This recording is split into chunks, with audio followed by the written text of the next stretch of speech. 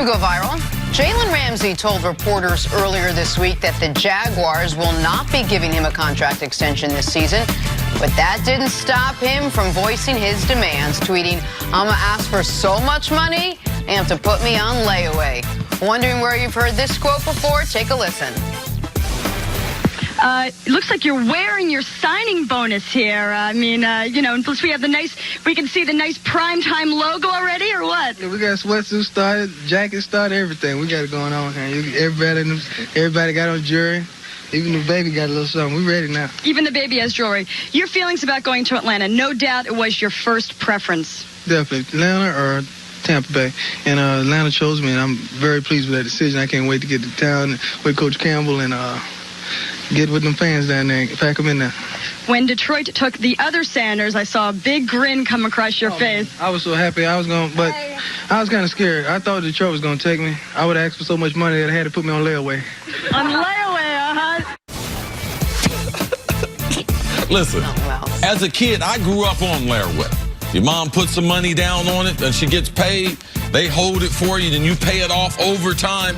By the time mama typically pays it off, it's out of style. But the layaway, yeah, that's my man Prime Time. And Prime is Jalen's mentor to absolutely. The two best DBs maybe ever from Florida State. Jalen's trying to do that. That's a great callback for Jalen Ramsey. And Jalen, get ready, man. You're going to be going somewhere else. The Jags let you know how they feel about you.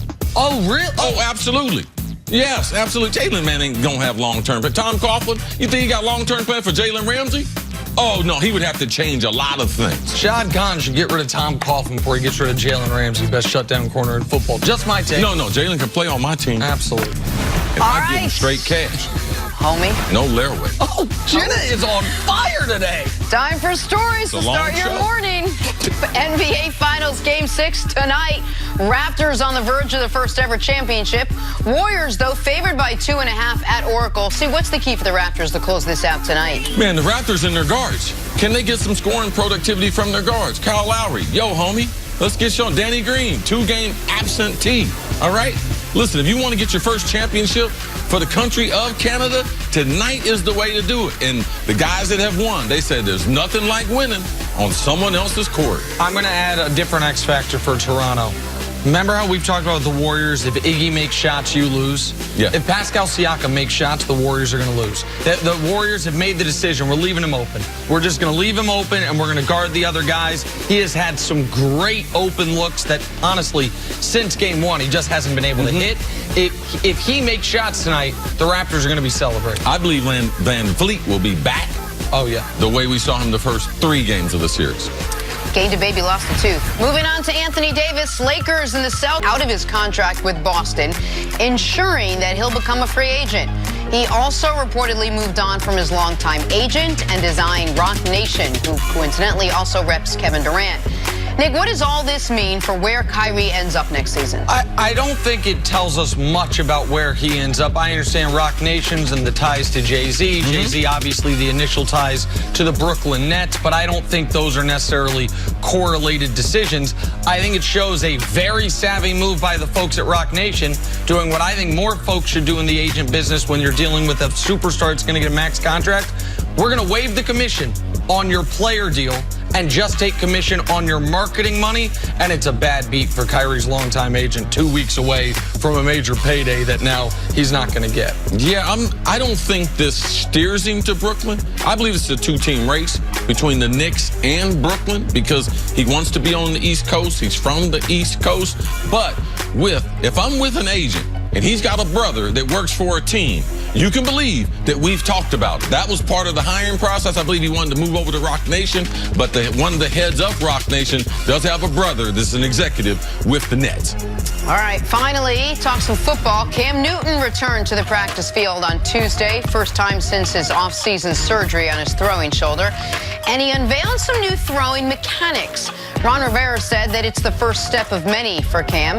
Panthers hoping the new mechanics lead to more wins. They finished 7-9 last season. See, tell us what this new throwing motion means for Cam and the Panthers. This is really what being a professional athlete is about. It's continuing to adjust. We know Cam's a freakish athlete. He's had success in this league, tremendous MVP season. But What's been the mark of Cam Newton? It's been inconsistency. It's been lack of disciplined feet. It's trying to use all of his natural talent and not using the torque of his body to be able to throw. So this is what you want. The greatest players are always making some type of adjustment in their game. Tom Brady, people didn't talk about it a lot, but he changed his throwing motion a number of years ago. Drew Brees has changed his throwing motion after having the really bad shoulder issue that he had there coming from the Chargers to the Saints. So this is what we've seen.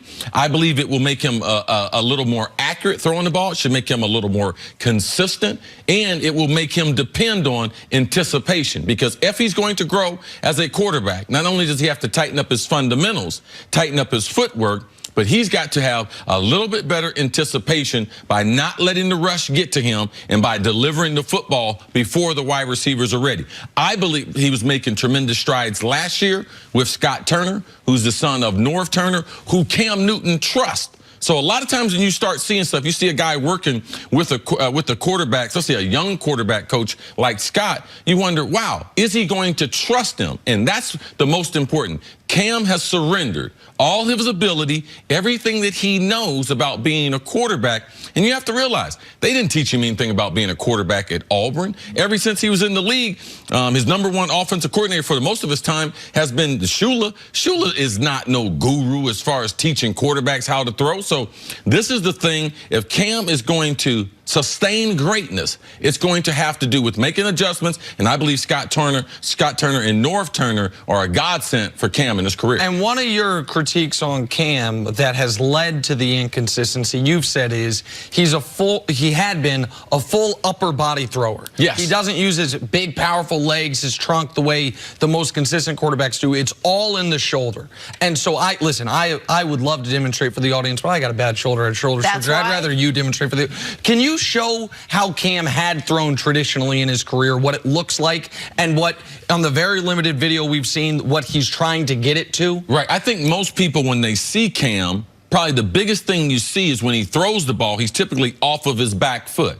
So you don't have the full torque that you can use. Tom Brady, Drew Brees, the reason why they're throwing the ball better now at a late age is because they're using their legs more, and they use this left arm to stay close to their body so they can create power from their lower half, and they're not using all their arms. So they create a lot of torque into their hips, which brings the shoulder around. That's why you see him stationary, getting used to that rotation and utilizing his hips. You even see his hand right up there. Yes, you watch Tom Brady. If you watch all his little training techniques he does, watch how close Tom Brady keeps this left hand compared to the traditional of, when I let go of the ball, the hand goes here. No, these quarterbacks are bringing it tight, which opens up your hip so you can generate more force. And then just quickly, when you're used to throwing a certain way and you've had success doing it that way, how hard is it as an athlete 5, 6, 7, 8 years into the league to now first change, like your moneymaker, the most important thing and most important skill you have? It's one of the most dangerous things you can do in football. A quarterback changing his throwing motion,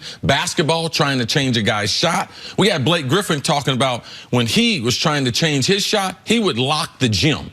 He wouldn't even let people take video. He said, look, it was some ugly days, some dark days. There are going to be some days that he's not going to have confidence in it, but it will, if he sticks with it, which I believe that he will, it will increase his ability to be effective. No matter if they have a rush on him, he'll learn so much more about putting velocity on the ball, taking reps off the ball. These are things that you continue to learn as a quarterback. And Cam was forced into it to a degree because the reason last year went sideways was because of a major shoulder injury. So that if you're going to make a change, doing it after an injury when you're recovering would be the time. But I'm going to cross a different sport that you didn't mention to a guy we've talked about today. Tiger Woods, before he ever got hurt, when he was the best player in the world, remade his swing entirely, had a down year because of it, and then once the swing was totally remade, hit the Tiger Slam, and all of a sudden played the greatest golf we have ever seen anyone play. If you are willing to make the sacrifice for it, it can elevate you to the next level. Cam might have been forced into it to a degree, but you would hope that this elongates his career, which has always been a concern about Cam. How long can he play? Right. How accurate and consistent can he be?